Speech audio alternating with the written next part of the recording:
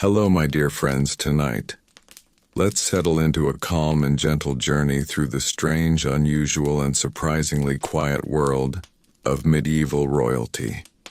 As you rest back, let your breathing slow and allow your mind to drift softly into the past. Imagine yourself in a dimly lit castle hall where the warm glow of candles reflects on polished stone and the echoes of distant footsteps fade slowly into silence. The air is cool, heavy with the faint scent of burning tallow and old wood, and somewhere far off, a servant moves quietly, careful not to disturb the peace. This is where our story begins, in the private hidden corners of medieval royal life, where strange traditions and unusual routines shape the daily world of kings, queens, and noble families. Let's take a slow walk through this old stone castle, moving gently through its long corridors as if we're floating through time itself. Royalty lived a life that looked grand from the outside, filled with shimmering robes, banquets, and power. But behind those thick walls, their world was full of odd customs, silent rules, and rituals that seem almost unbelievable today. And yet everything they did had a quiet rhythm, a pattern shaped by tradition, superstition, and the slow passing of medieval days. Imagine entering the royal bedchamber, not a romantic, quiet room for two, but a wide space filled with attendants, guards, ladies-in-waiting, and personal servants who came and went from dawn to dusk. A king or queen was almost never alone. Even their most private moments were seen, heard, or managed by someone else. From the moment they opened their eyes in the morning, there were people waiting nearby ready to bring warm water, to arrange their clothes, to observe their waking as if it were part of a sacred ritual. Even dressing was a public event, filled with layers of fabric, laces, embroidered sleeves, and heavy robes. A strange life where privacy was rare, and expression was shaped by duty more than freedom. As we continue walking through this quiet world, notice how the castle feels perfectly still, almost as if time itself has slowed down. For royalty, the day began with ceremony. Something as simple as waking up required specific rituals. Prayers spoken softly, hands washed in bowls of scented water, and clothes chosen not for comfort but for symbolism. Every layer meant something. Every color carried meaning. Even their shoes and stockings told a story about their position and the expectations placed upon them. It was a life filled with symbolism, where even small details carried weight. And then there was the morning meal. Not the grand feasts you might imagine. Often, royalty began their day with something incredibly simple: a warm cup of ale, a bite of bread, maybe a small piece of cheese or fruit. A quiet start to a long day of meetings, petitions, and ceremonial responsibilities. Yet even this simple moment was watched.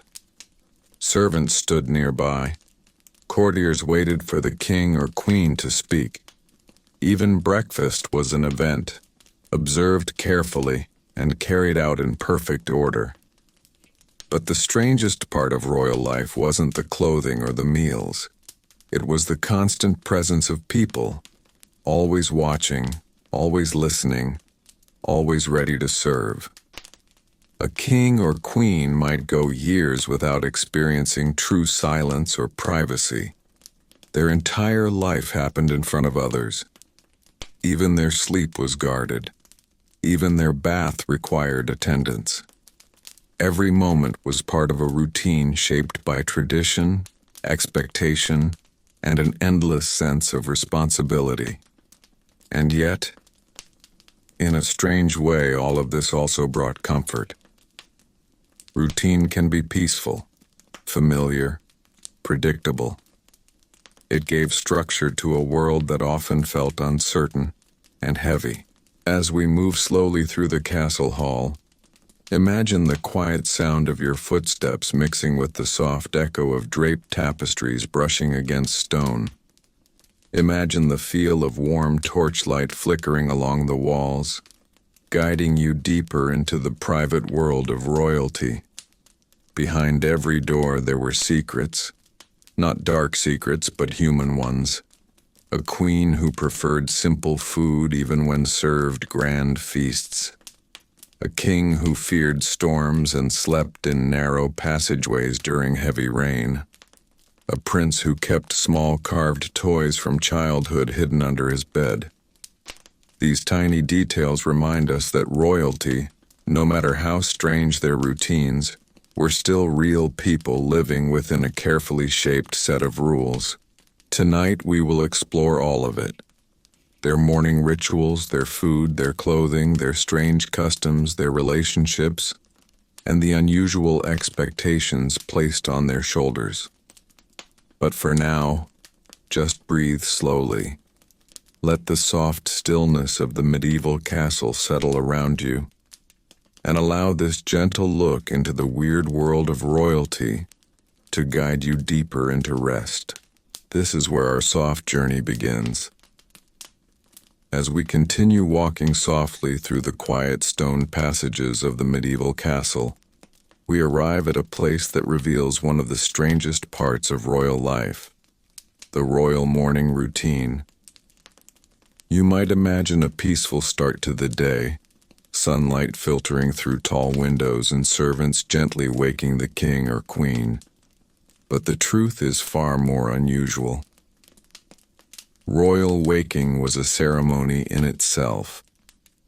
Imagine the bed, enormous, heavy, and surrounded by thick curtains that blocked out the chill of the stone walls. Before the king or queen even opened their eyes, attendants stood ready just outside the curtains, waiting for the perfect moment to begin their duties. There was no alarm, no clock, only a practiced rhythm of daily life. Once the monarch stirred, the curtains were pulled back by careful hands, letting in the dim light of dawn. It was not a private or intimate moment, but a ritualized beginning watched by many quiet eyes. When the monarch finally sat up, the first thing offered was warm-scented water. A servant held the bowl, another brought a soft cloth, and a third waited to present a robe. Imagine that feeling, waking up with several people standing silently around your bed, each trained to perform their task without speaking unless spoken to. For modern ears, it might feel strange or even uncomfortable, but for medieval royalty, this was normal. This was expected. And in a way, it brought a calming familiarity to the start of each day. Everything happened the same way, in the same order, from the washing of the hands to the selection of clothes that would communicate power, dignity, and tradition. Once washed, the king or queen was dressed layer by layer. Medieval royal clothing wasn't like modern clothes, it was a construction. A soft underlayer, then a warmer linen, then embroidered garments, then belts, brooches, sleeves, clasps. Each piece telling a story about status, alliances, and the expectations of the day. The strange part was how many people were involved in dressing a single person.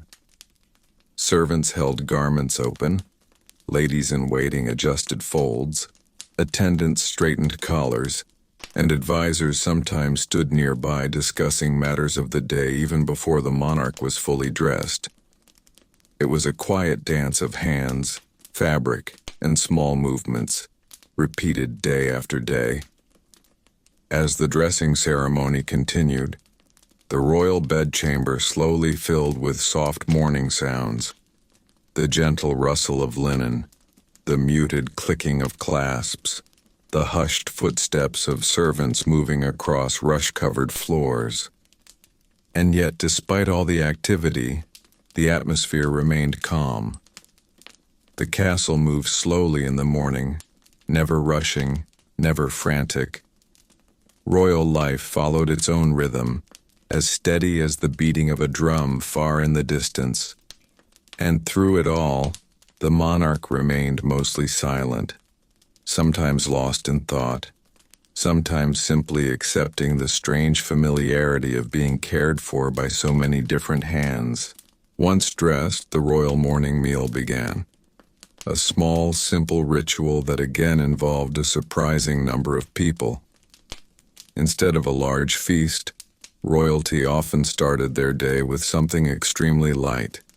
Warm ale, a slice of bread, soft cheese, or a piece of sweetened fruit.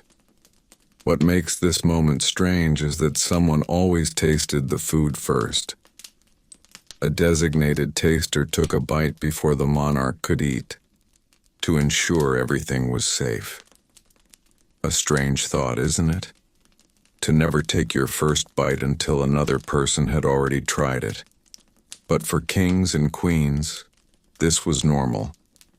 It was a quiet reminder that even within the peaceful walls of a castle, danger always lingered in the edges of daily life. Imagine sitting there as the monarch, eating your small morning meal while attendants stand silently around you, one holding a napkin, one pouring ale, one waiting to remove the plate, all without speaking. Eating was not a private moment. It was part of a schedule, part of a public life lived in the presence of others.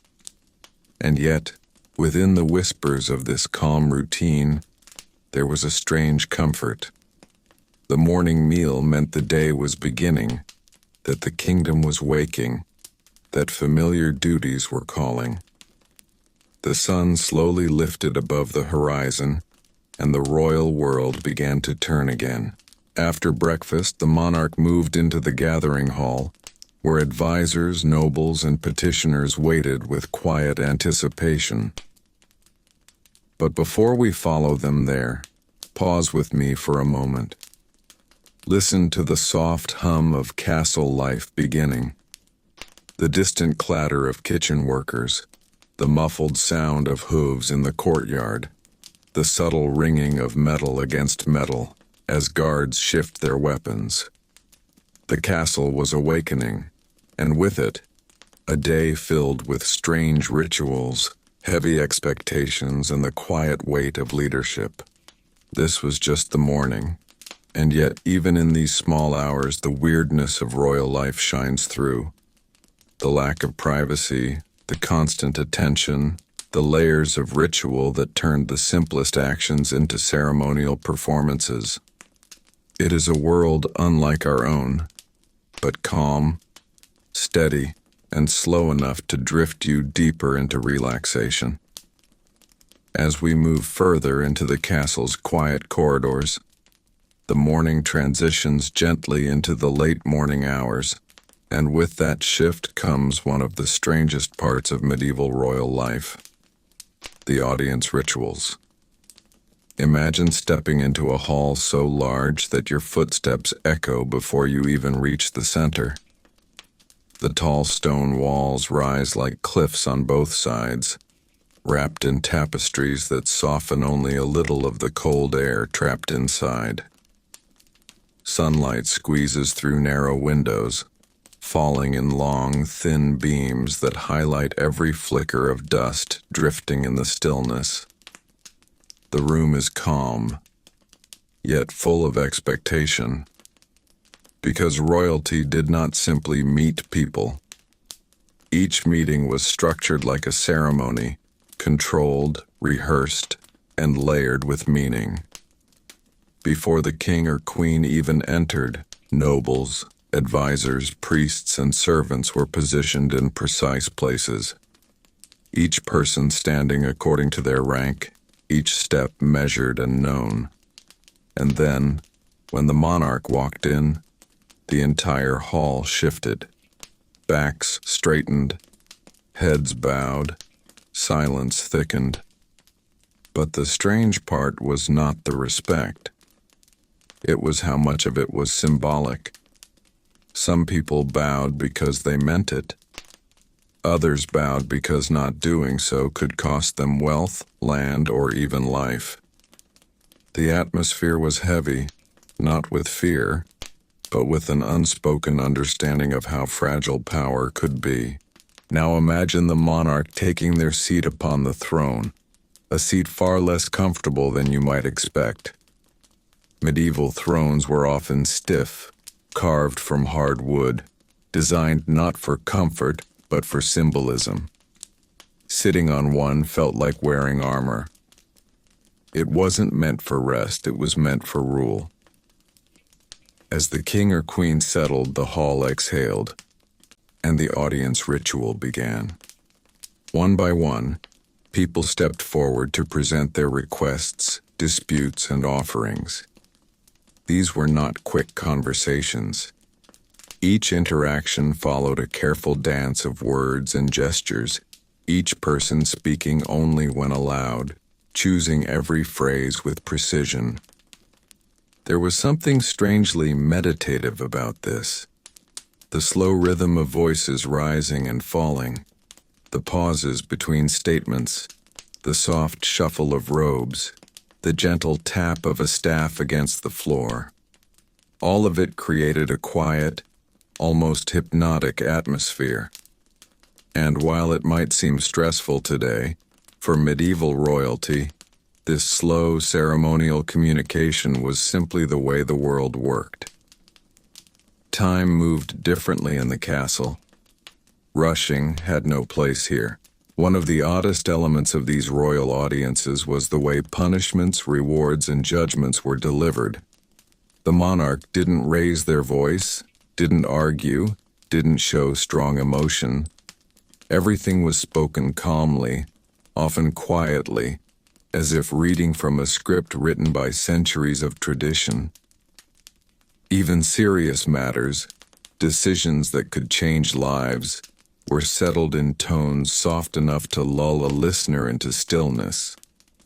It is a strange contrast, the gravity of royal power delivered through such composed, gentle cruelty or kindness. Words could shift kingdoms, yet they were spoken like bedtime stories.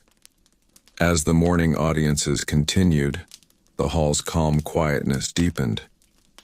Servants moved beside pillars like barely visible shadows, offering cups of watered wine or warm herbal infusions. Scribes sat in corners with quills scratching softly over parchment, recording every decision in looping strokes. Guards stood so still they blended into the architecture. Everything felt slow, deliberate, and heavy. A world without haste, where each sound echoed as if the castle itself listened to every word. And through all this, the monarch remained composed, seated on the stiff wooden throne, cloaked in heavy fabrics, observing every gesture with a stillness that came not from peace, but from centuries of expectation. Royal life was not lived at one's own pace. It was lived at the pace of tradition, and that slow, steady rhythm carried on until midday began to whisper its arrival. But before the audiences ended, something unusual always happened. A moment where the hall shifted from ritual to something more personal. A child seeking help, a farmer traveling miles for justice, a noble presenting a rare gift. Each of these small moments brought a spark of humanity into the rigid structure of royal life. And though the monarch had to maintain the calm mask of authority, the atmosphere softened. Just a little. You can almost imagine the castle breathing in those moments, warm and silent, holding the stories of all who stepped inside. This was the late morning of a medieval royal day, filled with formality, layered with ritual, yet carried forward with a strange, soothing slowness that could lull even the busiest mind into calm. And as the last petitioner bowed and stepped aside, the monarch rose, signaling the end of the audience chamber's daily performance. The hall fell silent again, returning to its cold stillness, waiting patiently for the next sunrise, the next ritual, the next quiet unfolding of royal life. As the morning audiences finally fade into silence, the king or queen steps away from the throne, and the atmosphere inside the castle shifts once again. The halls that were moments ago buzzing with whispers and soft footsteps now feel empty, almost hollow, as if the stone walls themselves exhale after holding in so much tension. The monarch walks slowly through the long corridor, their robes brushing lightly against the polished floor, creating a soft rustling that follows them like a gentle shadow. This quiet walk marks the transition from public duty to the strange and private rituals of the royal midday. One of the most unusual parts of medieval royal life was the ritual of washing before eating, not because of necessity, but because of symbolism. Imagine entering a smaller room lit by warm, flickering candles, the air scented with herbs and clean linen. Servants gather around holding golden or silver basins filled with warm rose water. The monarch sits, unmoving, as attendants pour the fragrant water over their hands. The water trickles slowly, making delicate sounds like a miniature stream flowing over smooth stones. The experience is deliberately slow, almost ceremonial, meant not to clean but to calm, a way of signaling the shift into a more intimate part of the day. Once the washing ritual ends, the monarch is led to the dining chamber. But despite what movies or paintings show, medieval royal dining was not always luxurious or pleasurable. It was controlled, observed, and strangely restrictive.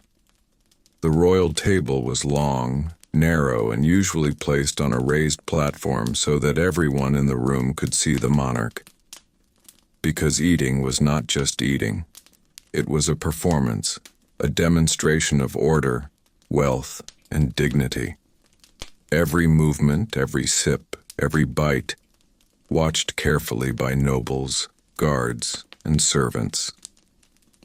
The hall itself carried a strange mix of sounds: the crackle of fire from the large hearth, the faint hum of conversations among nobles seated below the royal platform, the muffled clatter of wooden bowls and stoneware plates, and beneath it all, the soft echo of footsteps as servants moved swiftly yet quietly across the room, trained to disappear into the rhythm of the royal meal.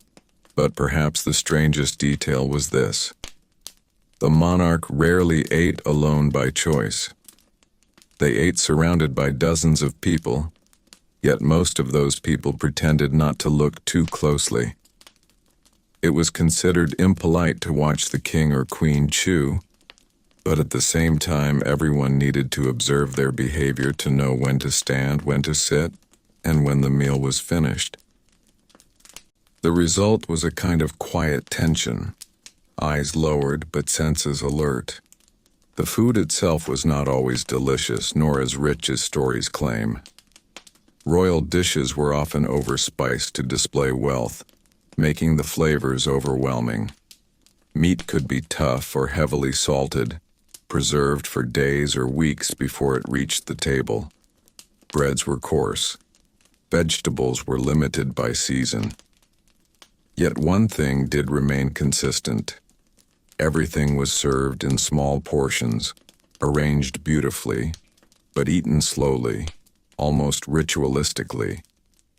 Too much eagerness was considered inappropriate for someone meant to symbolize control and grace.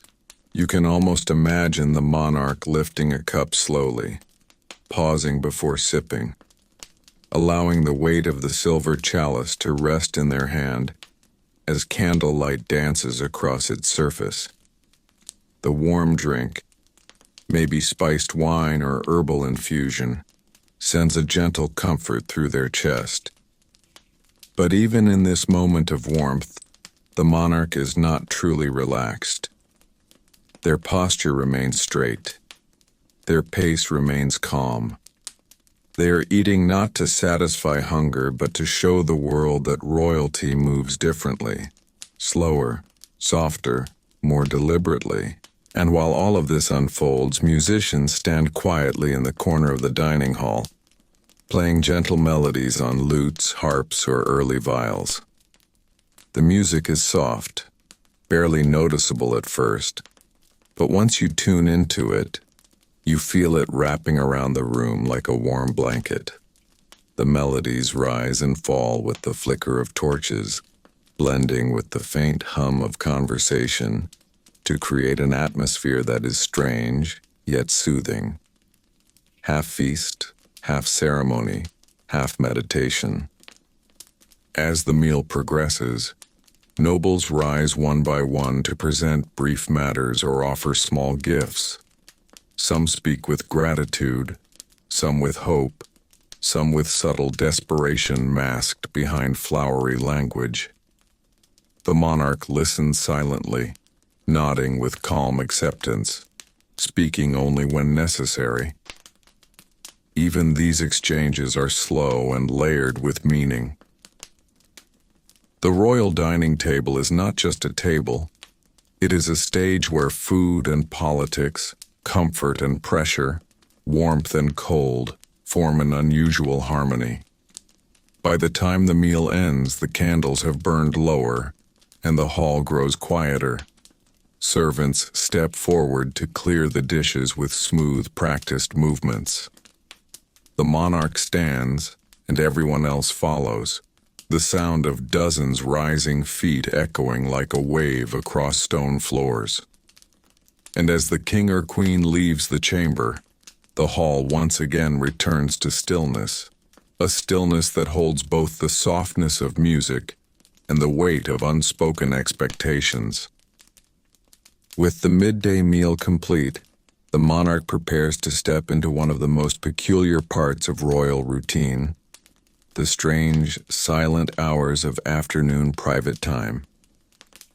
After the long midday rituals and the heavy silence of the dining hall fades behind them, the monarch moves into one of the strangest parts of royal medieval life, the quiet, almost motionless afternoon.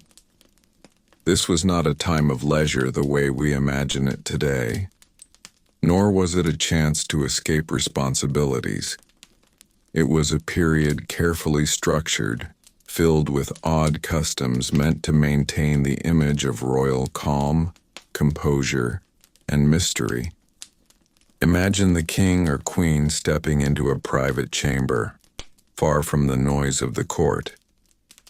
The room is dim, lit by slanting rays of afternoon sunlight slipping through narrow windows.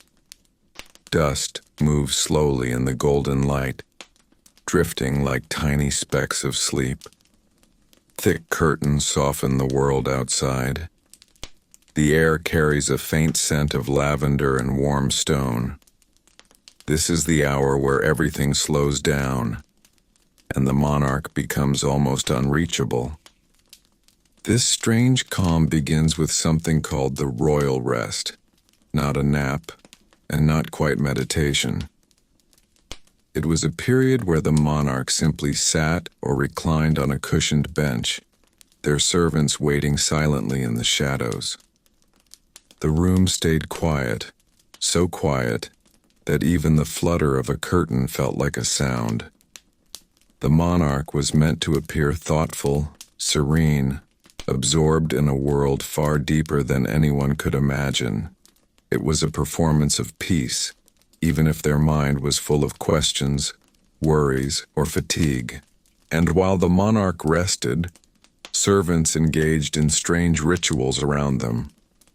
One might gently fan the air with a large, feathered fan, not because the room was hot, but because the soft movement symbolized luxury.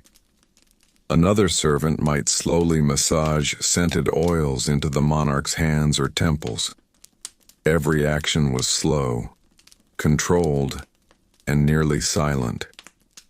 The sound of oil being smoothed across skin, the whisper of fabric, the soft exhale of the monarch. Everything blended together like a quiet lullaby. Sometimes a musician would sit in the corner and play a single-string instrument, one gentle note at a time. Not a full melody, just long, drawn-out tones meant to soothe the mind. The musician was trained to play in a way that didn't disturb the calm. Even the spacing between the notes was carefully measured so that nothing felt loud or sudden. It created an atmosphere almost like drifting clouds. During this restful period, the monarch might also receive private counselors, but not the powerful advisors from earlier. These were different: astrologers, readers of dreams, keepers of royal secrets. They would speak softly about omens, star patterns, or strange signs noticed around the castle. And even though it may sound mystical, these sessions were important. Medieval people believed the universe itself had opinions about the king or queen, and that their destiny shifted with the movement of stars. Imagine an old astrologer approaching the monarch with slow steps, carrying a parchment rolled tightly, their voice barely above a whisper, explaining that a star has moved into a new position, that a dream from last night holds meaning, or that the shape of a candle flame earlier in the morning signals good fortune. The monarch listens with calm eyes, letting the soft words wash over them like warm waves. Whether they believed any of it or not mattered less than the ritual itself. The rhythm of these quiet traditions kept their world steady, slow, predictable, comforting. Sometimes during these hours, the monarch would also receive very personal correspondences, letters from distant kingdoms, gifts from nobles, messages from family members living far away. A servant would read each letter aloud in a gentle, even tone. Some messages brought warmth, others brought worry. But expressions on the monarch's face stayed soft and still. Even in privacy, royalty was expected to respond with grace, never letting their true emotions spill out. And in these moments, you can imagine the monarch looking out of the narrow window, watching the courtyard far below, people moving slowly, horses drinking water, guards shifting positions, a soft breeze bending the edges of a tapestry. The monarch sits quietly, absorbing the world at a distance, always close to it, yet somehow separated from it by duty, by expectation, by the invisible crown that weighs on them in both loud and silent hours. As the afternoon deepens, the quiet becomes thicker, like a warm blanket settling over the castle. Even the sounds of the outside world, birds, footsteps, the turning of wheels on stone, seem farther away. These hours feel suspended, almost dreamlike. They are neither work nor rest, neither day nor night.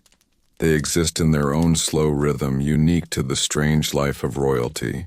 And when the sun begins to lower, when shadows stretch across the stone walls in long, gentle lines, the monarch knows that this peaceful stillness is about to fade. Soon, they will re-enter the world of ceremony, duty, and expectation. But for now, they sit a moment longer, breathing quietly, letting the last soft hours of the day settle into their bones. As the slow afternoon comes to an end, the castle begins its gradual shift toward evening life. The light outside softens into warm shades of amber, and the long stone corridors fill with a deeper stillness. This is the moment when the monarch prepares for one of the most unusual rituals of medieval royalty: the evening appearance. Not a feast, not a gathering, but a calm ceremonial moment designed to show the people that the monarch is still present, still steady, still watching over the realm. Imagine the king or queen rising from their cushioned bench, their movements slow and deliberate after hours of quiet rest. Servants step forward with gentle hands, helping them dress in fresh garments. These weren't the heavy robes of ceremony, nor the casual layers of mourning wear. These were soft, flowing evening clothes, often made from silk or finely woven wool. The colors were chosen carefully: muted shades of deep red, forest green, twilight blue. Shades meant to calm, not impress. Royalty understood the power of visual stillness. A maid or attendant brushes the monarch's hair with long, slow strokes. Each brush passes through the strands like a rhythmic whisper. The soft sound of fibers sliding through hair fills the room with a sense of gentle order.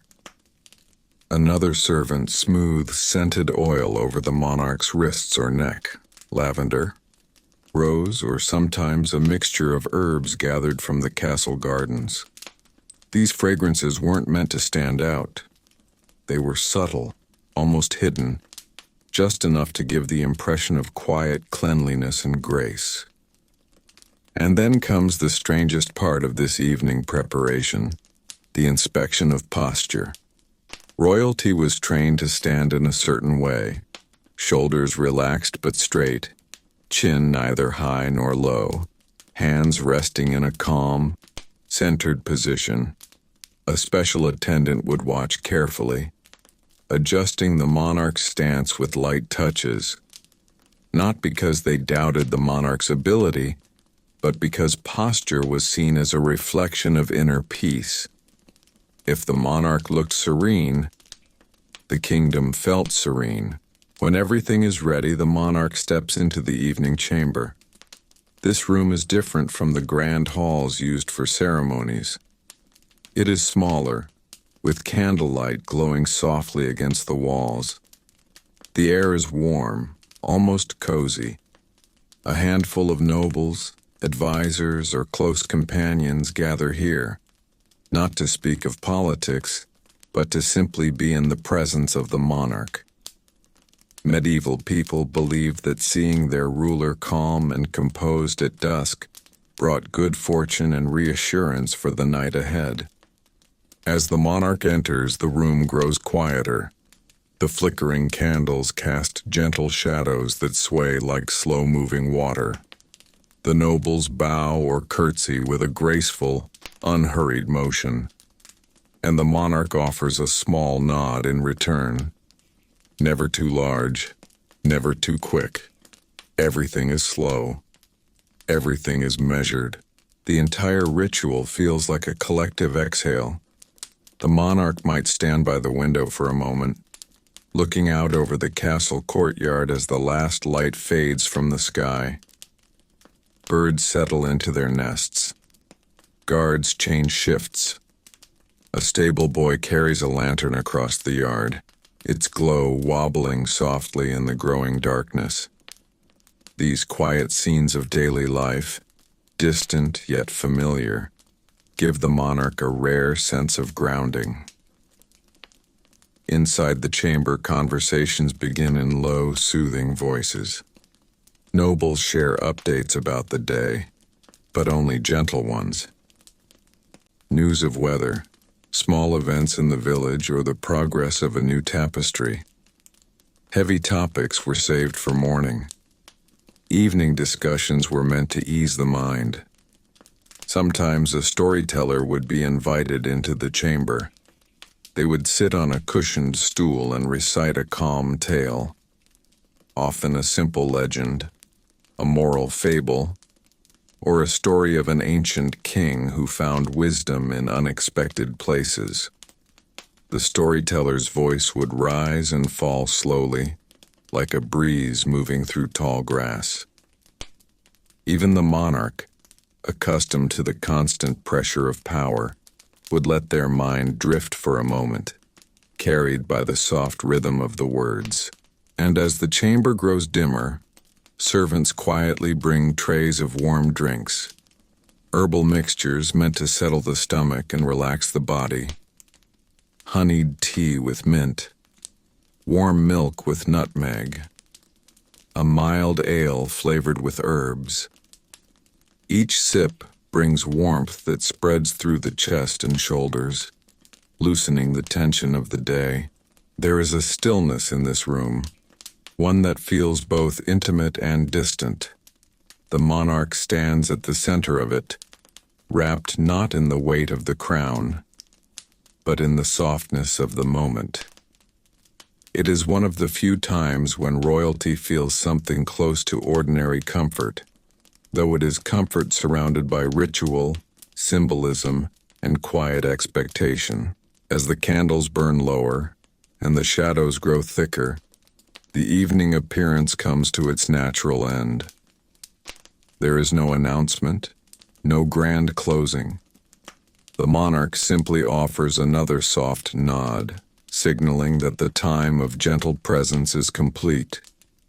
One by one, the nobles bow and take their leave, stepping backward before turning, respecting the ancient etiquette.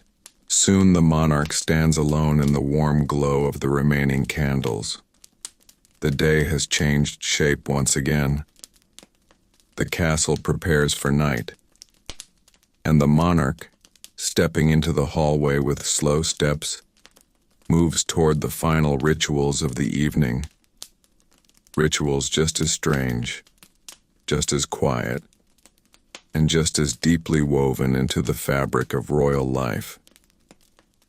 As the monarch walks away from the evening chamber, the castle corridors stretch before them like long, dim tunnels of stone and silence.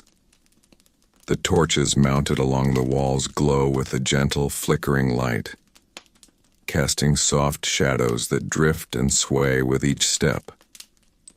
The air grows cooler, touched by the faint scent of dust, old wood, and slowly burning oil. This is the quietest time of day inside a medieval castle, a moment when almost everyone has retreated to their own small corners of the world, leaving only the echo of footsteps and the distant murmur of guards on night duty. The monarch's walk to the private chambers is not hurried. It is a slow, almost meditative journey, one that royalty repeated every night with the same calm pace. Servants follow at a respectful distance, carrying candles, cloaks, or small containers of oils and herbs. They don't speak unless spoken to. Their footsteps soften against the floors like whispers. The quietness feels thick, embracing, like the castle itself is exhaling after a long day. When the monarch reaches the entrance to their private apartments, a chamberlain steps forward and gently opens the heavy wooden door. Inside, the room is bathed in warm candlelight. Thick tapestries hang on the walls, their woven designs glowing softly in the flicker of flames. The bed is enormous, tall posts carved with symbols of the monarchy, layers of blankets stacked high, fur throws placed on top for warmth. Medieval nights were cold, even for royalty, and so sleeping arrangements were built with care, layers, and ritual. But before the monarch can sleep, a series of quiet and strangely intimate routines must take place. These rituals, passed down through generations, were believed to protect the body, calm the mind, and guard the spirit during the vulnerable hours of night. And each step was performed with slow, careful movements. The first ritual is the unrobing. A small group of trusted attendants, usually nobles rather than common servants, carefully remove the monarch's evening garments. They do this gently, almost ceremonially, folding each piece of clothing with precision. Every fold is neat, and every movement is controlled. Clothes were seen not just as fabric, but as symbols of dignity. Even in private, respect for them remained. After this comes the strange but soothing ritual of warming the bed. A servant places a metal pan filled with hot stones beneath the blankets, sliding it back and forth across the sheets. You can almost imagine the soft scraping sound, the slight warmth rising through the layers, and the way the cold air slowly retreats from the bed's surface. In a world without modern heating, this was one of the few comforts royalty embraced with quiet appreciation. Next, an herbalist or healer steps forward with a small cup of night infusion. This drink is mild and calming, a mix of chamomile, valerian root, mint, or lavender, depending on the region. The monarch drinks it slowly, letting the warmth trickle through the body. It eases the breath, it softens the muscles, it signals that the day is truly ending. Sometimes the healer performs a final check of the monarch's pulse, temperature, or breathing, not for illness, but to ensure the ruler enters sleep with a sense of balance. Medieval people believed sleep was delicate, a place where the soul wandered briefly from the body. So entering it calmly was essential. Then comes one of the most unusual rituals, the blessing of the bed. A priest or spiritual advisor steps forward, murmuring a few gentle lines, not loud, not urgent, just a soft whisper of protection invoking peace, safety, and restful sleep. They draw a small symbol near the headboard, often using a pinch of herb ash or a drop of scented oil. The monarch listens quietly, their posture relaxed, breathing slow. After the blessing, the room becomes even more still. Attendants draw the heavy curtains around the bed, thick velvet-like fabric that shields the monarch from drafts and wandering eyes. Once those curtains close, the monarch is cocooned in a private world of softness and warmth. But the night ritual continues. A single trusted attendant remains inside the chamber, not inside the curtain but nearby, seated softly on a small stool. Their job is simple. Stay awake. Listen for any disturbance. Keep a candle burning at a safe distance. Protect the quiet of the monarch's slumber. Medieval royalty rarely slept alone. Safety, comfort, and duty intertwined in a strange but calming way. Inside the enclosed bed space, the air is warmer, gentler. The faint scent of herbs lingers, blending with the smell of fresh linen. The monarch settles into the mattress, which is softer than most beds of the era, filled with feathers or finely combed wool. As they lie back, the long day finally loosens its grip. Outside, the castle relaxes too. Guards walk their rounds at a slow pace. A dog barks, then quiets. The wind brushes past the stone walls with a soft sigh. Every sound becomes muted, distant, like the world is drifting into its own form of sleep. And within that enclosed warmth, wrapped in silence and heavy blankets, the monarch closes their eyes. The rituals have done their work. The mind softens, the breath steadies, and the night deepens its embrace. The quiet darkness of the night slowly fades layer by layer as dawn approaches the medieval castle. Light never arrives suddenly here. Instead, it creeps in like a gentle visitor, slipping through narrow windows, brushing softly across the cold stone floors and warming the edges of tapestries with a pale golden glow. Inside the royal bedchamber, the air remains still and heavy with sleep. The monarch, hidden behind the tall velvet curtains, breathes slowly, deeply, wrapped in the heavy warmth of blankets and furs. Outside those curtains, the loyal night attendant sits upright, eyes tired but steady, waiting for the first sign of morning. Before the monarch even stirs, the castle begins to wake. Servants move quietly through the hallways, speaking in hushed tones, carrying buckets of water, baskets of linen, and bundles of firewood. You can almost hear the soft creak of doors, the rustle of fabric, and the distant whisper of broom bristles moving across polished stone. A faint chill lingers in the corridors, but it's softened by the warm crackle of the first morning fires being lit. This slow awakening sets the tone for what is about to happen. A morning routine so unusual and ceremonial that it would seem strange to us today. Inside the chamber, the attendant finally steps forward and gently pulls back one side of the curtain, allowing a thin shaft of soft light to spill onto the royal pillow. There is no loud call, no sudden announcement. Everything is slow, calm, and respectful. The monarch is not jolted awake. They are welcomed into the morning. The attendant murmurs a quiet greeting, just loud enough for the monarch to hear, but gentle enough to avoid breaking the serenity of dawn. Once the monarch awakens, the ceremonial process truly begins. The moment they sit up, several attendants enter the room with deliberate silence. They carry warm water in polished metal bowls, soft cloths, scented herbs, and freshly warmed garments.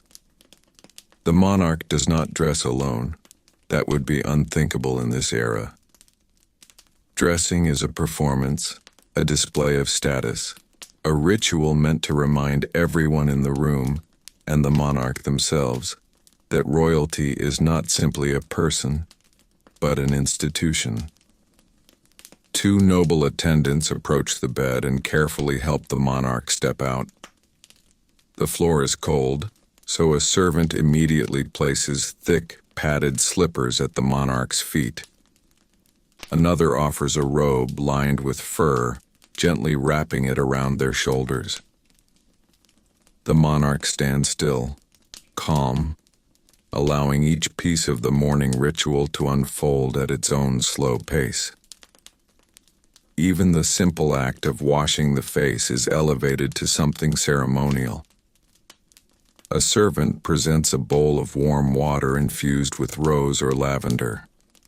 The monarch dips their hands into it, feeling the heat bloom softly over their skin.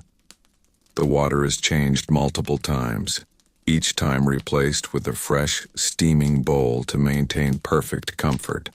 Then comes a tiny but fascinating ritual, the morning blessing of the hair.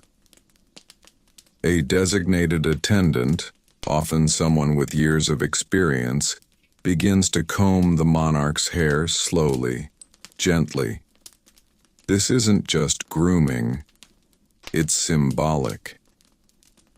Medieval people believed that the way the hair was arranged at dawn could influence the energy of the entire day.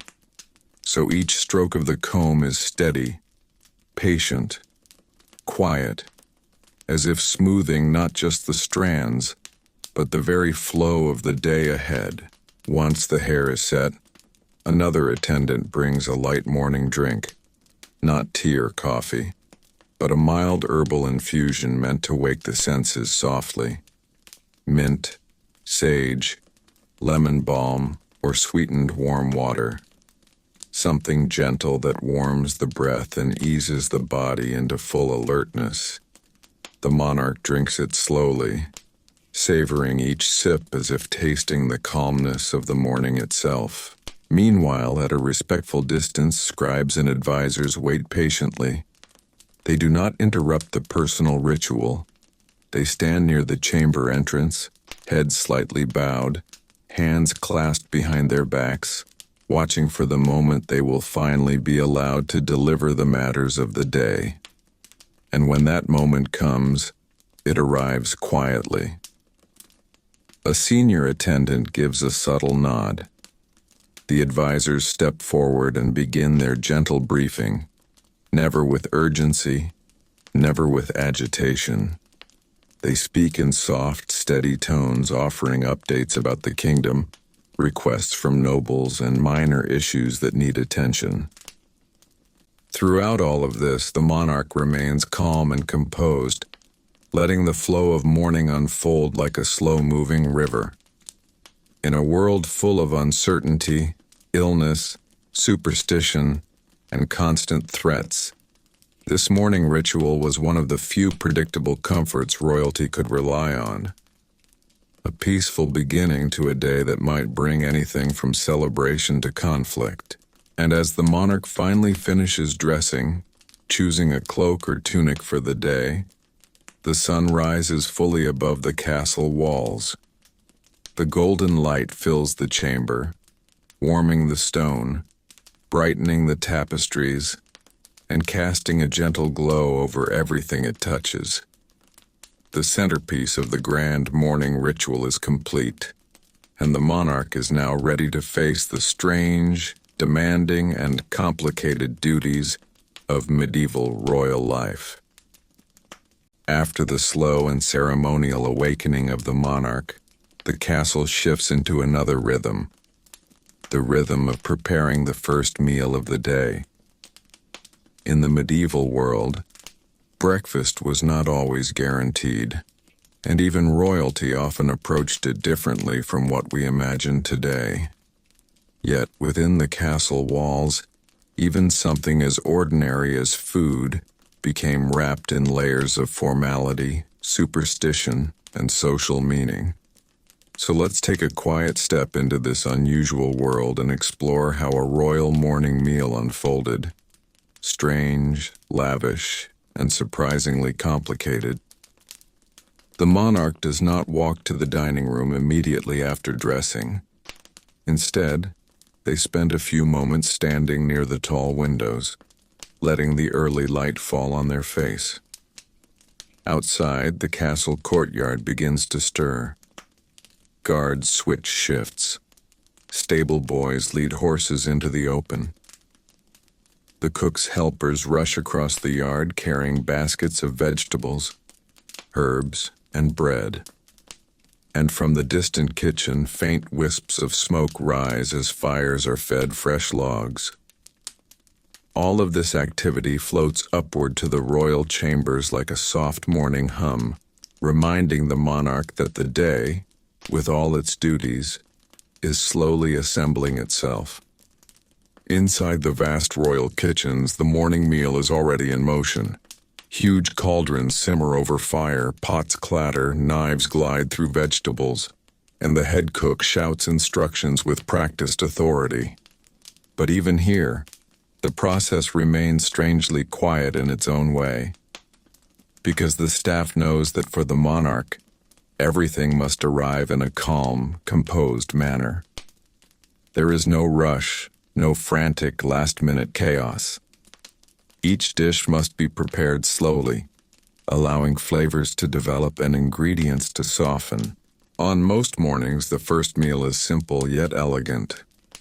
A servant often carries a warm drink first, not coffee or tea, but a mild spiced wine diluted with warm water, or a gentle herbal broth prepared with rosemary, sage, or mint.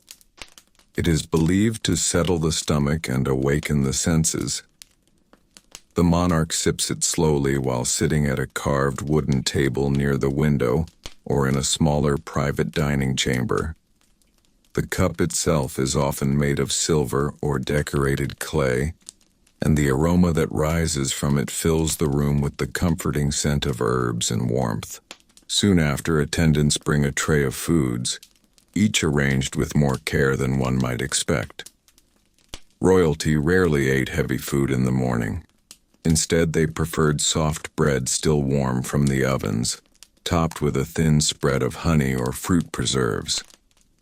On some mornings, a small piece of cheese is offered, mild, creamy, and made fresh within the castle grounds.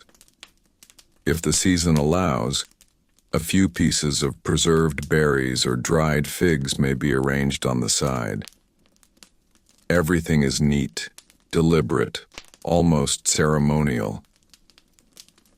But the strangest thing about medieval royal meals is not the food itself, it's the roles around it. Before the monarch takes even the first bite, a designated food taster steps forward. This person, trained and trusted, carefully samples a small portion of every item on the table. In a world full of rivalries, conspiracies, and silent tensions, poison was a constant fear. So the taster's job carried both honor and risk. They tasted the bread, the honey, the cheese, the broth, waiting a moment to feel any unusual reaction before giving a nod of approval. Only then would the monarch begin eating. And even as the monarch ate, the room remained a strange blend of silence and ritual. Attendants stood along the walls, hands folded, eyes lowered. They did not speak unless spoken to. They did not look directly at the monarch. Their role was to be present, quietly, attentively, invisibly, ready to step forward should the monarch need anything. A servant might refill the warm drink with practiced grace.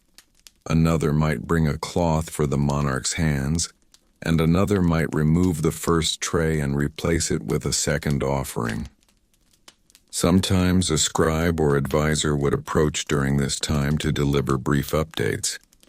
But even then, the tone remained low, measured, free of urgency. Breakfast was as much a psychological ritual as it was a physical one. Royals believed that beginning the day with calmness brought harmony to the hours that followed. Outside, the day brightens, filling the chamber with a soft golden glow. The colors of the tapestries come alive.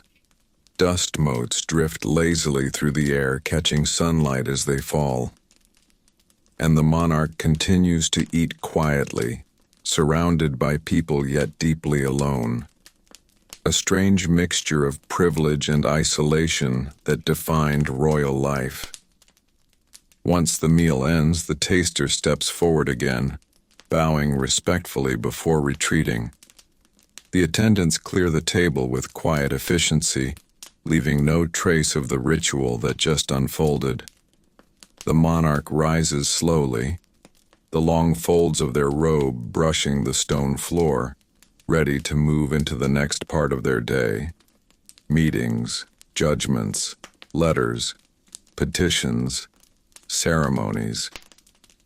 But for a few gentle moments, wrapped in the warmth of morning light and the softness of ritual, they experienced a rare thing in the medieval world: peace.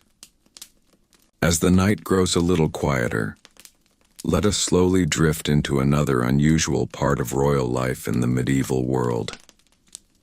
And this one is something you may not expect, because it has nothing to do with gold or battles or palaces. Instead, it is about time itself, about how royals lived inside a world where time moved differently. Not by clocks, not by schedules, but by rituals, bells, and traditions that shaped every moment of their day. Imagine for a moment that you are standing in a dimly lit corridor of a medieval castle. The air is cool, the stone walls hold the quiet of centuries, and the only sound you hear is the soft echo of footsteps far away. There are no clocks on the walls, no ticking sounds, no alarms. Instead, the rhythm of life is guided by something gentler, slower, older. This is how royalty lived. Their day began not with a clock, but with a monk ringing a distant bell, telling the entire castle that morning prayers had begun. The royal household woke not because it was precisely 6 or 7, but because the sound of devotion drifting through the cold morning air signaled the start of a new day. It was a world where time was not measured by seconds, but by rituals. A world where the rising sun, the chiming bells, and the flickering candles were the only guides. Royals followed a schedule that today feels strange, and even a little unreal. Their mornings were long, filled with slow routines, ceremonial dressings, long meals, and gentle conversations. Nothing was rushed, not because royalty were naturally calm, but because their entire culture believed that important people must always move slowly. Moving fast was considered common, almost undignified. And so, even if a king was late, the world simply waited. Imagine that having so much power that time itself bends around you. As the morning moved into afternoon, royals shifted again into a different rhythm. Meals were served at times that modern people would find unusual.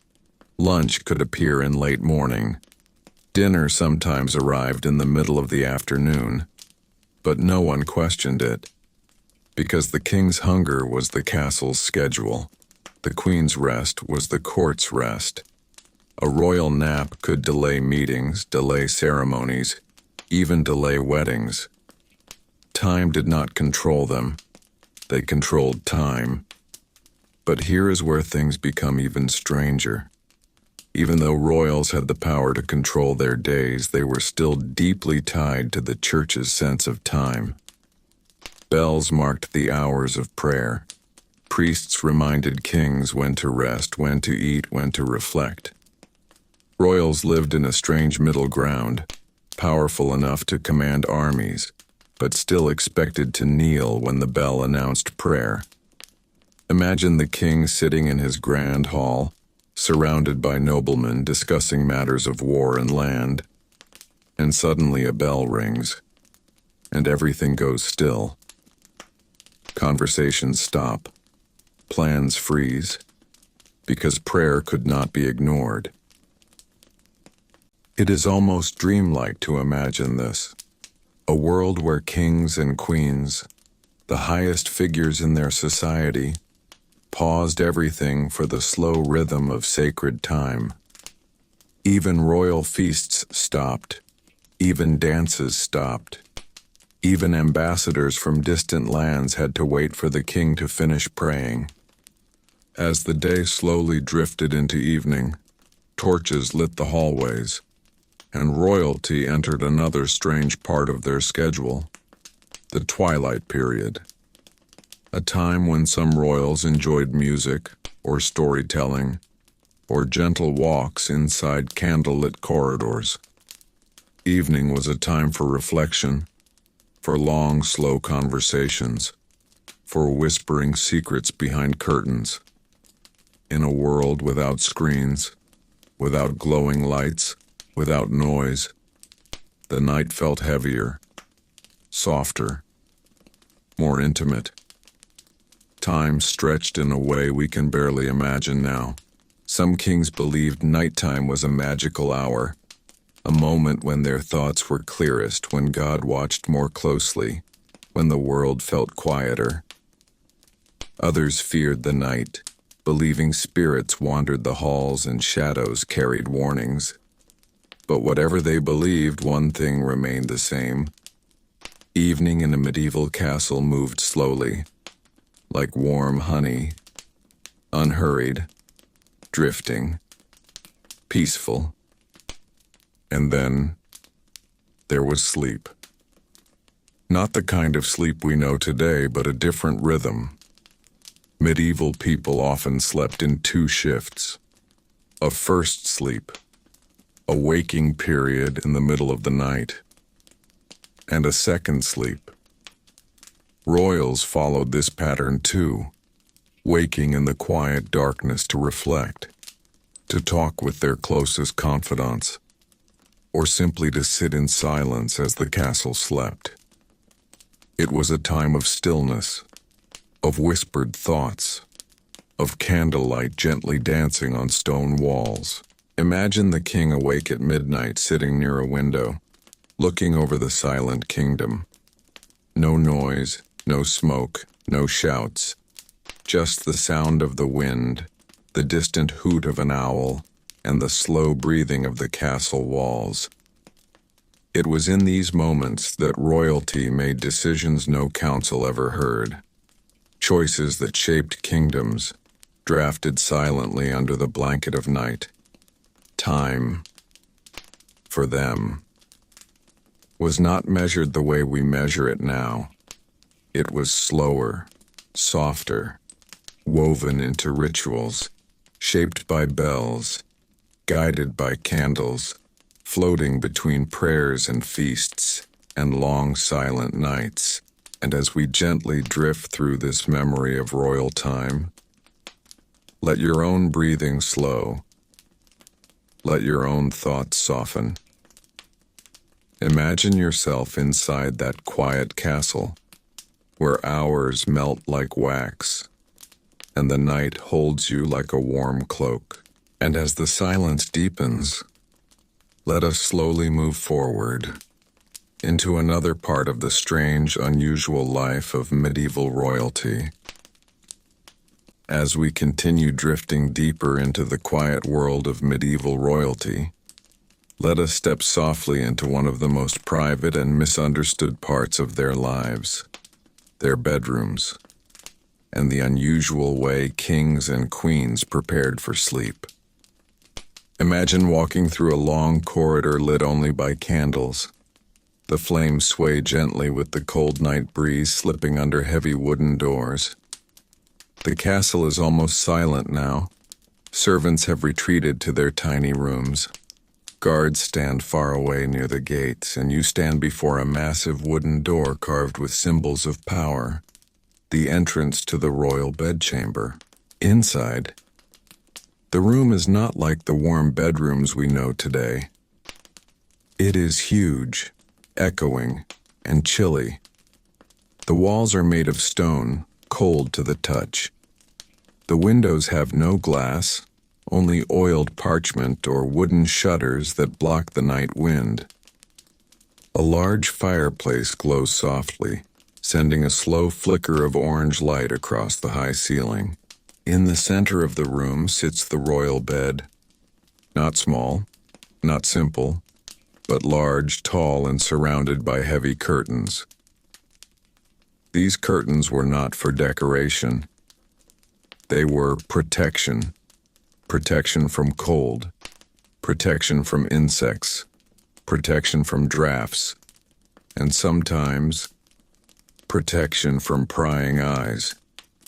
A royal bed was like a small room within a room, a private world inside the public chamber.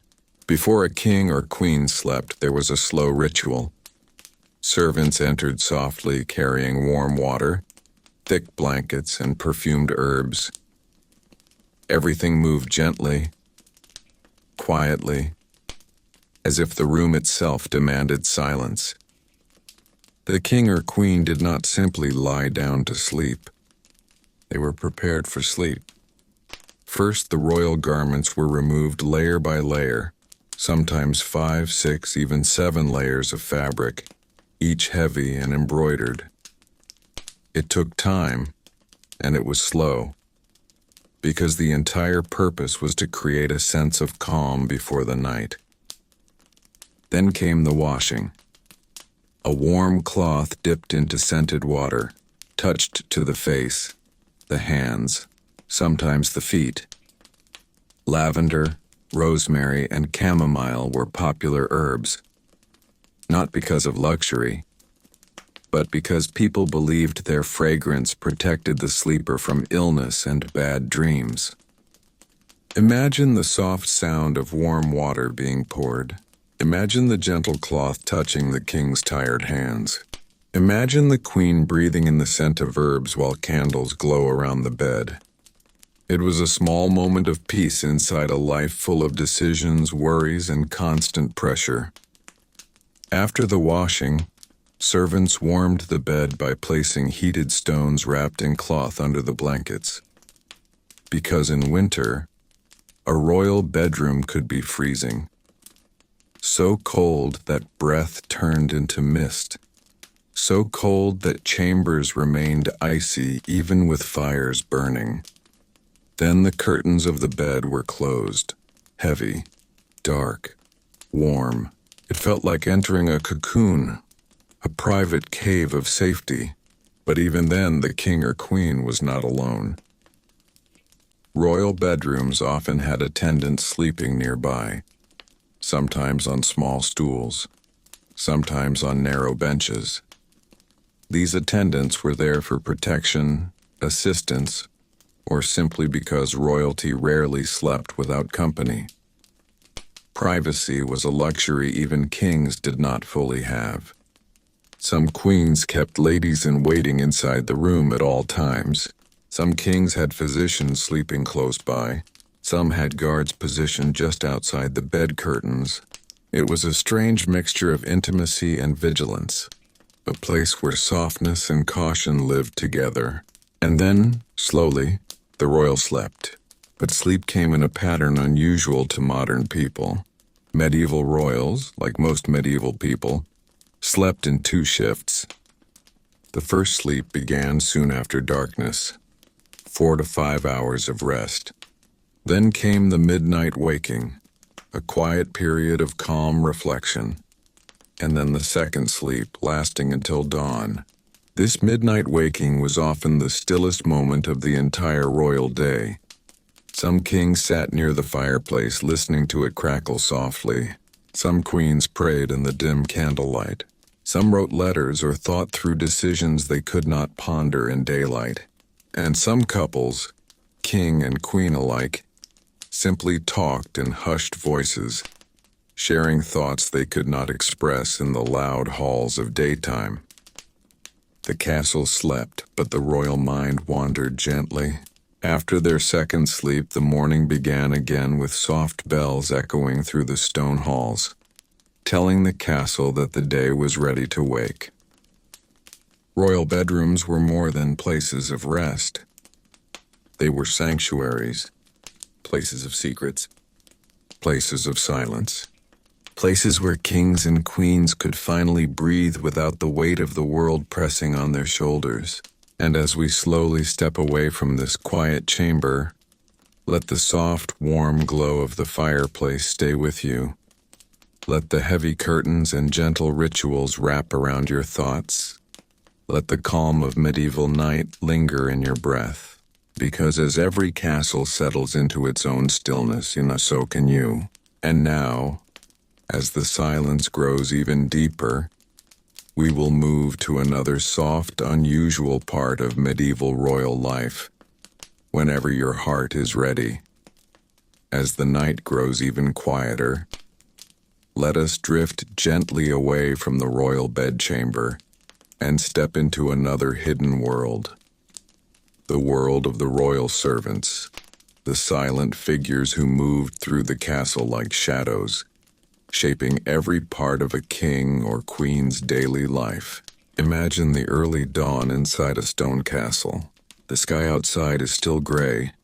The sun has not yet risen. And before anyone else wakes, the servants are already moving. Their footsteps are soft. Their voices are hushed. They walk through long corridors carrying buckets of water, armfuls of firewood, trays of herbs, and small bundles of linen. They are invisible during the day, but in truth, they are the ones who keep the castle alive. Servants in a royal household were not all the same. Some were close enough to touch the king's cloak. Others never saw the king at all. But all of them played a strange and important role, a role shaped by secrecy, loyalty, and endless work. Let us begin with the most trusted of them all, the chamber servants. These were the few people allowed inside the royal bedroom. They knew when the king woke.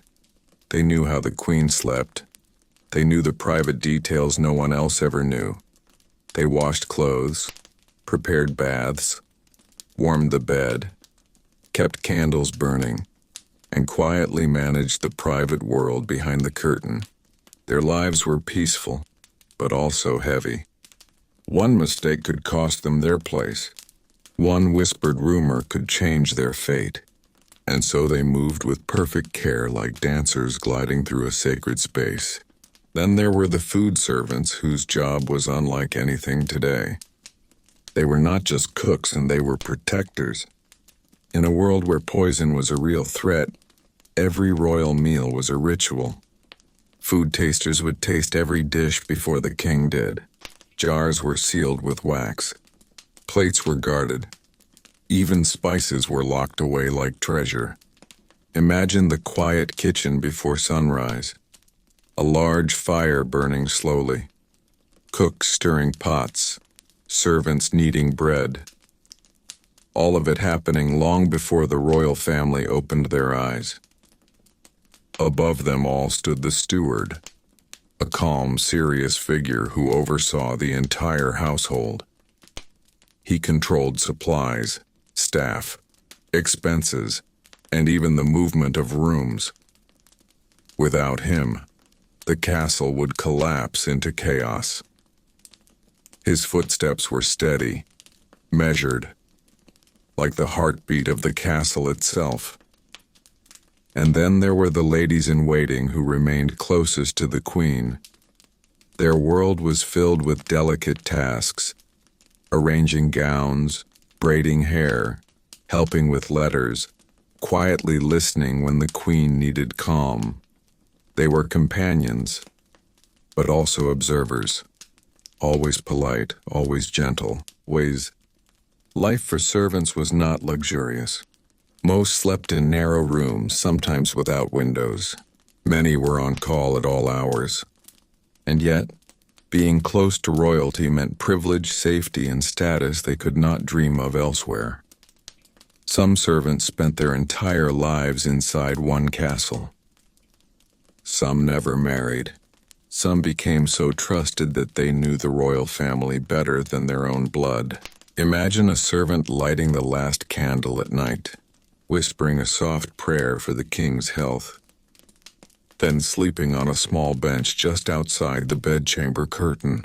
Imagine another waking at dawn, tiptoeing through cold stone floors, placing wood in the fireplace so the queen would wake to warm air instead of freezing stone. These quiet routines filled every corner of royal life. Gentle tasks, soft hands, steady patience, all woven into the slow rhythm of the castle. And while the world saw kings in shining crowns and queens in embroidered gowns, the real heartbeat of royal life came from these silent figures working behind the scenes. Without them, there would be no warm meal, no glowing fire, no clean garments, no peaceful sleep. And as we drift softly through these hidden halls, let us appreciate the quiet grace of people who lived in shadows, who carried the weight of royal life, yet remained almost invisible. Soft footsteps fade now, torches dim, and the castle slips back into silence. As the night grows softer around us, let us gently step into another quiet corner of medieval royal life. A place filled with warm water, wooden tubs, perfumes, and ancient rituals of staying clean. For royalty, cleanliness was not just a habit. It was a ceremony, almost like a slow dance performed inside stone chambers lit by flickering candles. In your mind, imagine a private room deep inside the castle, small, warm, and quiet. The walls are made of smooth stone. A single window lets in a pale beam of morning light. Servants walk silently, carrying buckets of water that steam gently in the cold air. The air smells faintly of herbs, lavender, rosemary, mint. The kinds of scents medieval royalty believed could calm the body and protect the spirit. Bathing was rare, but when it happened, it was a special occasion. And for the king or queen, it was treated with great importance. Picture a large wooden tub placed near the fire, soft cloths warmed by hand, herbs tied in small bundles floating in the water, candles flickering along the walls, casting slow-moving shadows. Everything arranged with careful precision. The king or queen would enter slowly, sometimes assisted by servants, sometimes alone. The warm water was meant to soothe the body, but more importantly, it was believed to purify the soul. Servants called bath attendants stood nearby, waiting quietly. They handed towels, poured warm water over the shoulders, rubbed oils into the hands, and whispered gently so as not to disturb the peace of the ritual. Some royal households even believed that certain herbs, like sage or thyme, could protect the body from sickness, so these were added to the bath water. Others believed that warm baths opened the mind for prayer, and some simply enjoyed the silence, the rare moment where the busy world could disappear behind walls of steam. But baths were not the only ritual. Royalty also used scented cloths called washing cloths to freshen themselves. These cloths were soaked in rose water or vinegar scented with herbs. They were wiped across the hands, face, and neck, a small act that made royalty feel cleaner in a time when full baths were uncommon. Hair care, too, was a ceremony. Imagine the queen sitting by a window at dusk, her hair long and heavy. A lady in waiting sits behind her, gently combing through each strand with a wooden comb dipped in scented oil. No rush, no pressure, just slow, gentle strokes that could take more than an hour. The sound of the comb moving through hair was soft, rhythmic, almost like a lullaby. Kings also had their own grooming rituals. Their beards were trimmed carefully with small scissors, their hair washed with warm herbal mixtures, their skin rubbed with oils to keep it from drying in the cold air of stone halls. Cleanliness was more than hygiene. It was a statement. A king who smelled of sweet oils appeared powerful. A queen whose hair shone in torchlight appeared divine. Perfumes, soaps, and oils were symbols of status, wealth, and even holiness. And yet, for all their luxuries, these rituals were slow and calm, almost meditative. Imagine a servant heating water over a small fire at dawn, pouring it into a bronze basin, and handing it to the queen with a bow. The room warm, the air still, the world outside still quiet. These moments of gentle care created a sense of peace inside the otherwise loud and chaotic life of royalty. And as we sit with these images, let the warmth of that medieval bath fill your imagination, the soft glow of candles, the scent of herbs, the sound of water dripping slowly, all combining to form a quiet atmosphere that feels safe, still and deeply calming. In this peaceful space, you can feel the castle breathing slowly, as if it too is resting. As the castle grows darker and the last torches in the hallway burn low, let us move gently into one of the most private spaces of medieval royalty, the royal bedchamber. It was not simply a room for sleep. It was a world of its own, filled with rituals, whispers, warmth, and traditions that shaped every quiet night behind those heavy wooden doors. Imagine a large room with stone walls softened by thick tapestries, each tapestry telling a story of hunting, battles, or mythical creatures. The air carries the hush of night, touched by the faint smell of beeswax candles. A fireplace glows softly, sending slow-moving patterns of orange light across the floor. In the center stands the great royal bed, tall, heavy, draped with long curtains that fall like a tent around the mattress. This bed was more than furniture. It was a symbol of wealth, power, and lineage. And every night, it became the heart of the royal household. You can imagine the queen entering first, her footsteps silent on the woven rugs. Her ladies-in-waiting follow closely, helping her undo layers of clothing, each layer lifted gently so it doesn't rustle too loudly. Medieval clothes were heavy, especially royal garments, and removing them took time.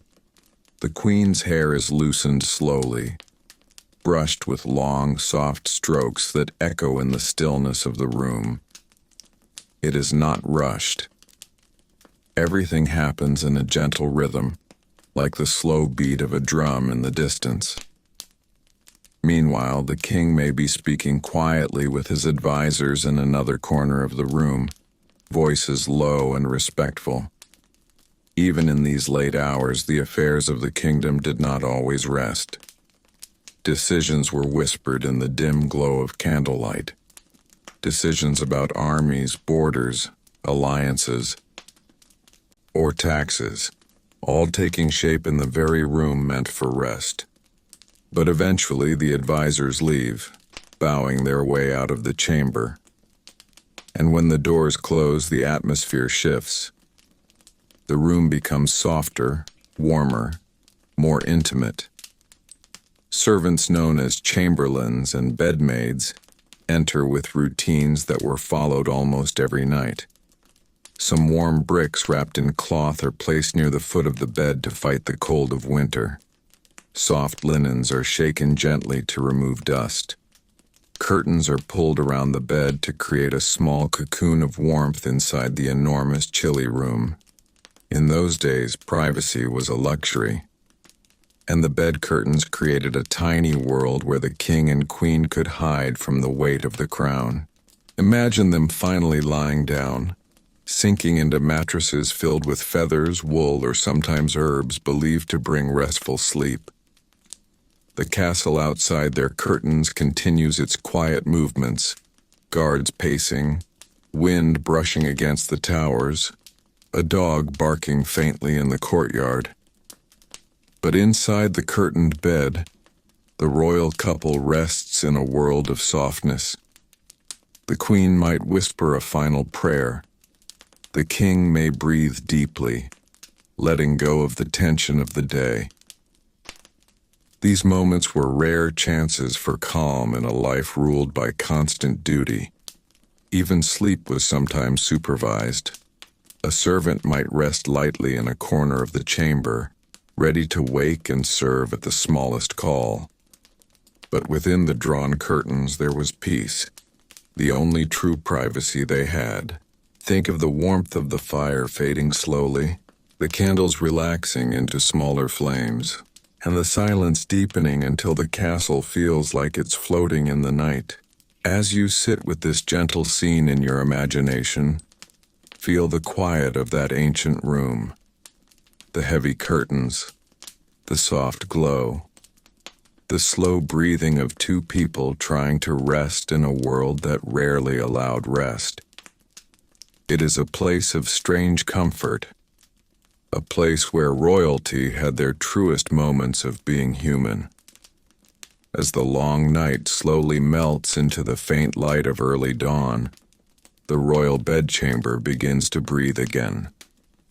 The castle is still wrapped in silence, but there is a gentle shift in the atmosphere, like the world taking its first slow breath of the morning. Inside the heavy bed curtains, the king and queen rest in half-sleep, their dreams fading softly as a thin gray light begins to touch the corners of the room. In medieval times, mornings were not peaceful or private for royalty. They were structured, ceremonial, and filled with quiet obligations. Even waking up was a ritual. Imagine the soft creak of the chamber door opening. A trusted servant enters quietly, carrying a tiny candle shielded with his hand, so the light doesn't break the peace too suddenly. He checks the fire first. In winter, it often died during the long night, leaving the room bitterly cold. The servant works slowly, placing fresh logs, breathing life back into the flames until a small warmth spreads across the room. The sound of crackling fire becomes the first signal of morning. Soon after, another servant steps in with warm water in a polished metal bowl. Water was precious in winter, and warm water even more so. This water was used not for bathing, full baths were rare, but for washing the face, hands, and sometimes feet. The queen's ladies-in-waiting move quietly around her side of the bed, preparing her clothing, her jewelry, her combs, and wooden boxes full of scented herbs. Inside the curtains, the king hears the quiet movements and knows the day is beginning. He stretches slowly, not rushing the moment. A medieval king carried unending responsibilities, and these few seconds between sleep and waking were often the only pause he had before the heavy weight of the crown settled back onto his shoulders. The queen wakes gently too, perhaps rubbing her eyes softly as her ladies whisper polite greetings. There is no chaos, no shouting, no rush. Everything is done in a slow, respectful rhythm meant to preserve calm. Because once the day truly begins, calm will be hard to find again. The curtains are drawn open with care, and the cool air touches their skin. Servants bow deeply. The king might offer a quiet nod. The queen might smile softly. Now begins what was known as the royal rising, a ceremonial routine where trusted attendants helped the royal pair sit up, wash, and dress. It wasn't only about clothing. It was a statement of power. Every item, from the undergarbers to the heavy outer robes lined with fur, represented status, lineage, and the stability of the kingdom. Even the act of placing the queen's veil or crown-like headpiece carried meaning, showing her dignity and presence. Imagine the sound of fabric rustling, the faint tinkling of metal clasps, the soft murmur of servants speaking in low voices, the steady crackle of the fire filling the background like a gentle soundtrack. These sounds created the atmosphere of royal mornings. Behind them, the castle itself slowly woke. Cooks lit their stoves in the kitchens, guards changed shifts at the gates, and scribes prepared documents for the king to sign. Outside the high windows, the world brightened with slow winter light, the sky pale and cold, the breath of horses visible in the frosty air. When the king and queen were finally dressed, they moved toward a small table near the fireplace. Breakfast was simple: bread, cheese, warm broth, sometimes fruit dipped in honey. Royalty did not eat grand meals in the morning. Food at this hour was meant to warm the body gently after a long, cold night. As they ate, they shared quiet thoughts about the day ahead. The king might discuss a meeting with nobles. The queen might speak about plans for the household or preparations for visitors. Their voices remained calm, measured, never hurried. It was a moment to center themselves before stepping into the noise of royal life. And when the meal ended, the servants opened the doors wide. Light flooded in. The king rose first, adjusting his cloak as he stepped out into the hallway, already becoming the ruler his kingdom expected him to be. The queen followed shortly after, her steps graceful and steady. ready to guide the royal household with quiet strength. The calmness of the morning faded behind them, but the rituals had served their purpose, to prepare their minds and bodies for another long, demanding day. Once the king and queen stepped out of their chambers, the peaceful silence of morning slipped away, replaced by the soft but constant movement of the castle around them.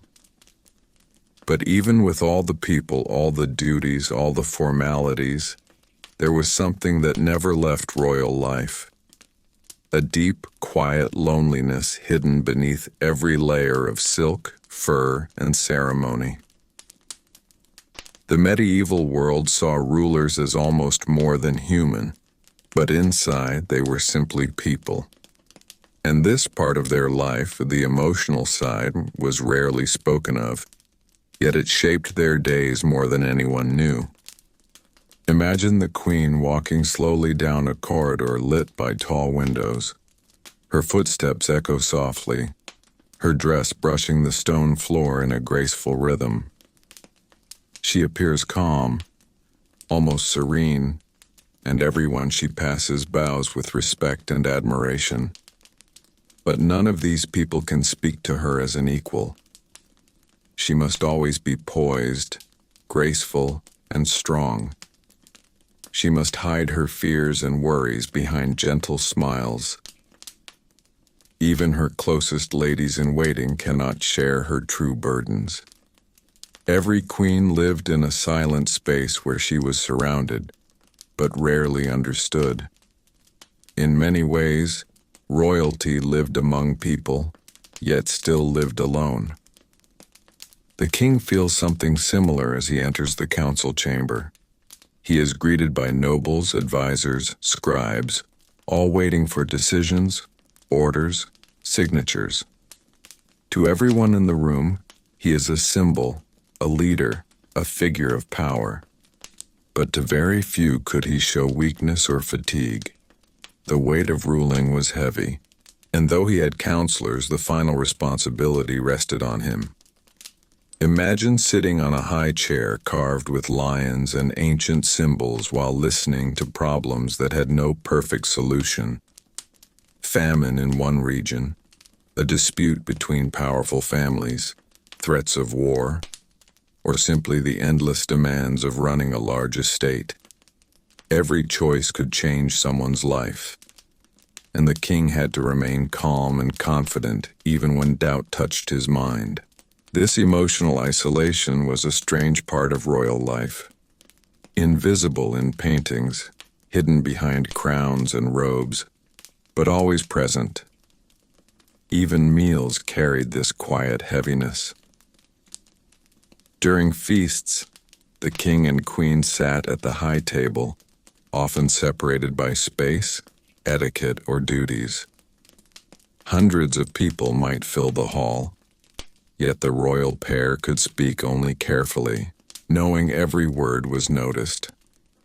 Imagine eating a warm dish while musicians play softly and laughter rises from tables below, yet feeling alone despite the celebration.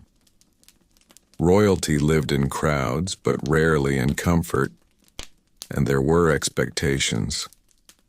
So many expectations. A queen had to maintain elegance, purity, diplomacy, and strength. She had to represent stability and hope. A king had to show courage, justice, and control. They were never allowed to simply feel how ordinary people felt. If the queen was sad, she had to hide it. If the king was overwhelmed, he had to swallow it. Their emotions belonged not to themselves, but to their roles. That quiet truth shaped every moment of their lives. Yet, there were rare, precious moments when the royal pair could be themselves. Moments after sunset, when the castle halls grew still and servants retreated to their quarters, the king and queen might meet in a quiet room, the solar, the private chamber where only trusted people were allowed. Here they could finally speak freely, laugh softly, share their real thoughts. These small pockets of privacy were the only times when the crown felt lighter.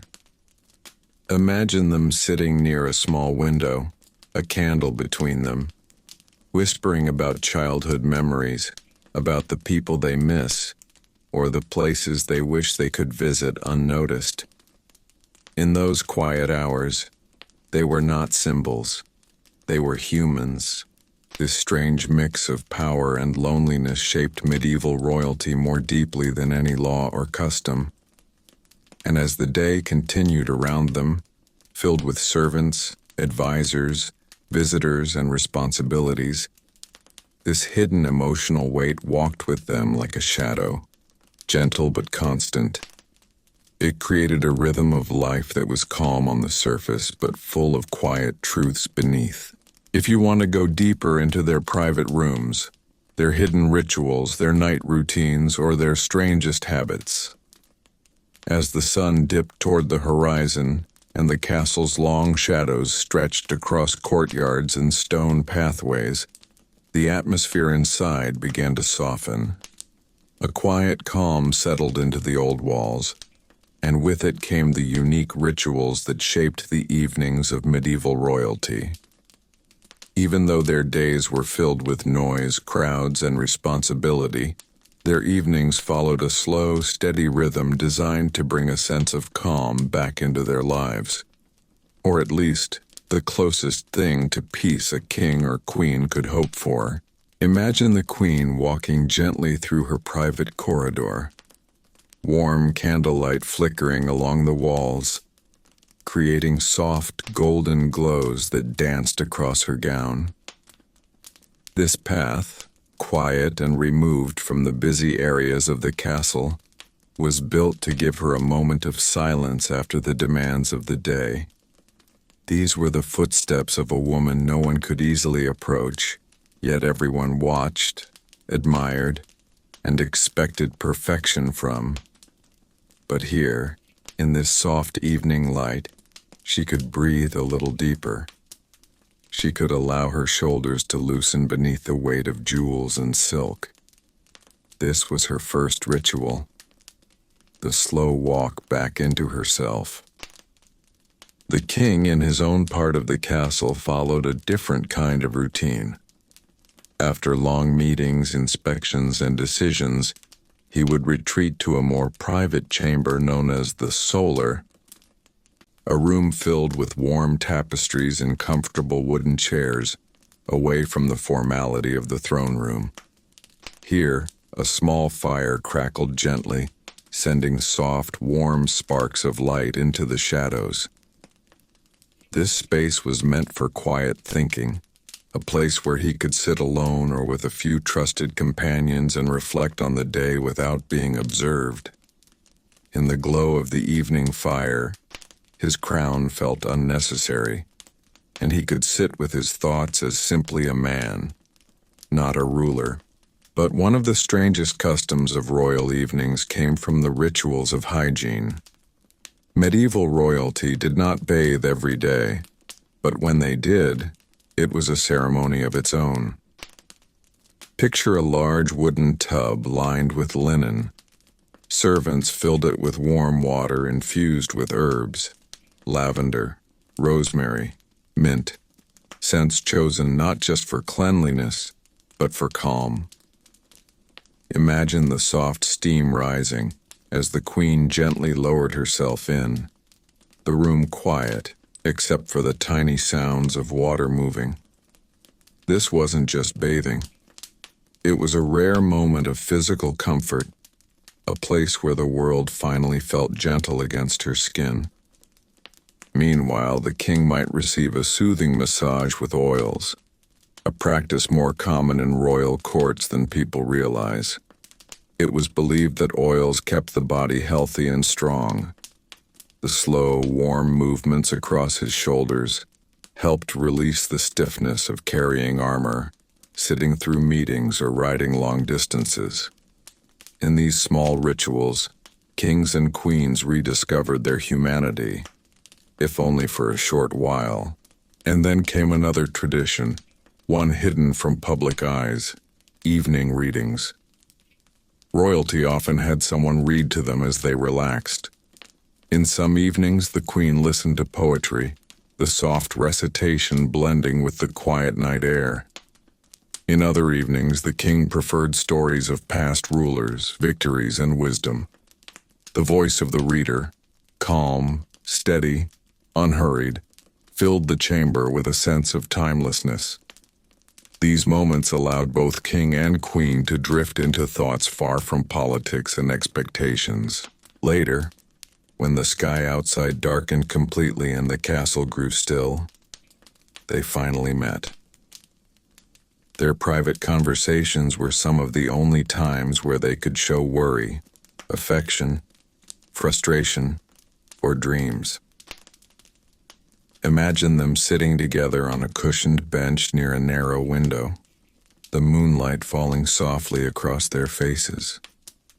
Their voices low and gentle, they spoke of the day, of their hopes, of their fears, of the things they wished they could do if they weren't bound by their positions. These quiet exchanges were more precious than gold, because here they were simply two people sharing a life, not two symbols carrying a kingdom. As the night deepened, their rituals slowly guided them towards sleep. Servants lowered heavy curtains to block the cold, brought warm drinks flavored with honey, and dimmed the lamps one by one. The castle grew quieter with each passing moment, until only the soft crackle of fire remained. Even the wind seemed to whisper softer at this hour. These evening rituals and the walk, the warm bath, the firelit reflections, the readings, the private talks, shaped the emotional heartbeat of royal life. Power created distance, but rituals created comfort. And in these gentle moments, royalty found the only peace they could truly call their own.